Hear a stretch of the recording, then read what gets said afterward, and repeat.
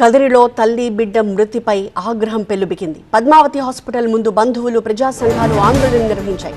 వెంటనే ఆసుపత్రిపై చర్యలు తీసుకోవాలంటూ వాళ్లంతా ధర్నా చేశారు.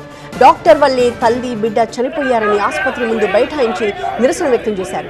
డాక్టర్ జానకీరామ్ నిర్లక్ష్యంతోనే తల్లి బిడ్డ చనిపోయారని ఆరోపించారు. సిజేరియన్ చేసుకోమంటే కుటుంబ సభ్యులు వద్దన్నారంటూ ఇంకొక వైపు డాక్టర్ వాదిస్తున్నారు.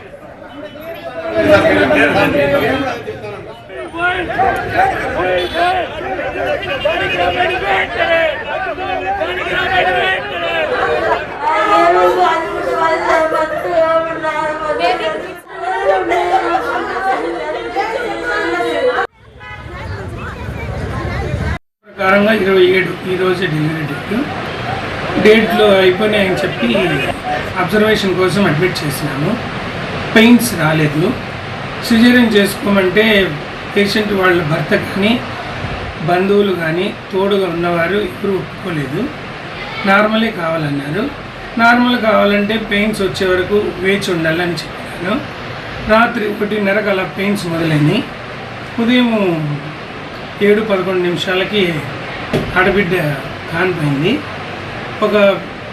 దాదాపు 50 నిమిషాల తర్వాత పేషెంట్ గస వస్తూ ఉంది అని చెప్పినారు. ఎక్కువ ఊపిరి తీసుకునేకి ఇబ్బందిగా ఉందని నెబులైజేషన్ పెట్టినాము. గసకి ఇంజెక్షన్ ఇచ్చినాము. ఒక 2-3 నిమిషాల తర్వాత ఫిట్స్ వచ్చినాయి. ఫిట్స్ వచ్చిన కొద్దిసేపటికి పేషెంట్ మరణించింది.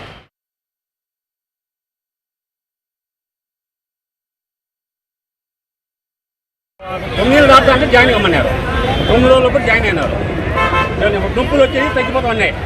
మామూలు నార్మల్గా అవుతుంది అన్నారంట. ప్రొద్దున్నే ఆ బాబు బిడ్డ నైట్ ఏమో పోయింది కట్టుకో, ఎక్కువ బాధ అయిపోయింది, నొప్పి వాసింది కట్టుకో. అప్పుడు పోయి డాక్టర్ చేయి ఎల్లబెరికి అట్లా ప్రాణం వెళ్ళిపోయింది. జీవిత ప్రాణం వెళ్ళిపోయింది.